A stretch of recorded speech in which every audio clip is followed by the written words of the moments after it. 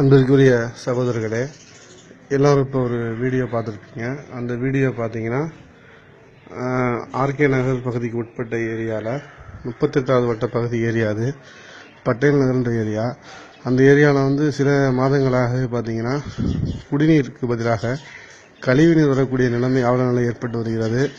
இது சம்பந்தமாக பலமுறை அதிகாரிகளிடம் அந்த பொதுமக்கள் மனு கொடுத்தும் சரிவராக நடவடிக்கை எடுக்காத காரணத்தால் அப்பகுதி மக்கள் குடிநீருக்கே பஞ்சம் ஏற்பட்டு வெளியே சென்று குடிநீர் கூடிய நிலைமை ஏற்பட்டிருக்கு.